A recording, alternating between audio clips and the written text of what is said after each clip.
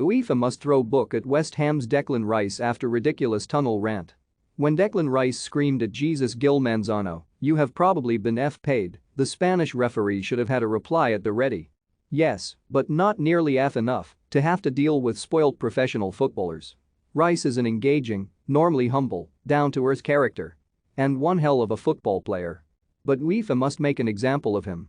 As he walked away from Manzano, who had a pretty decent game as West Ham United went out of the Europa League in Frankfurt on Thursday, Rice said, "F corruption." Now, imagine if we suggested on this page that Rice was corrupt.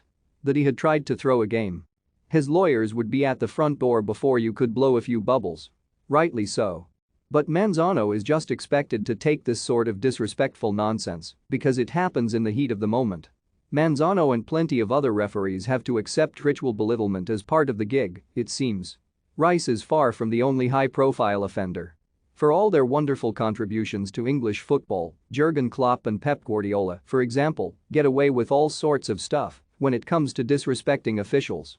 But this effort from Rice is at the high end of the scale.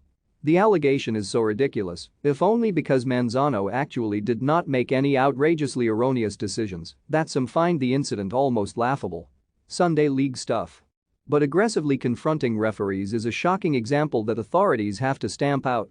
In the English club game, remember when it was supposed to be only the captain who could speak to a referee? That soon came and went. On countless occasions in the Premier League this season, referees have been surrounded by baying mobs. And there was a time when managers, who went onto the field of play after a game to harangue an official, would face tough sanctions. That does not seem to be the case any longer.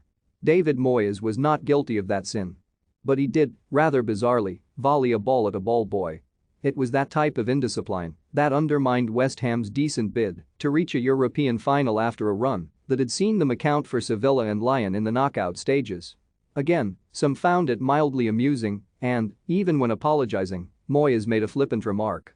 But it was another example of a manager losing his temper on the touchline. And these examples filter down to the grassroots, to the Sunday leagues. In Rice's case, in particular, it is a shame because on so many levels, he is a quite brilliant role model. But, on this occasion, the punishment has to send out a message that this sort of thing will not be tolerated. And if Rice does move to a Champions League club this summer, UEFA should ensure his debut in that competition is put on hold for a serious amount of time.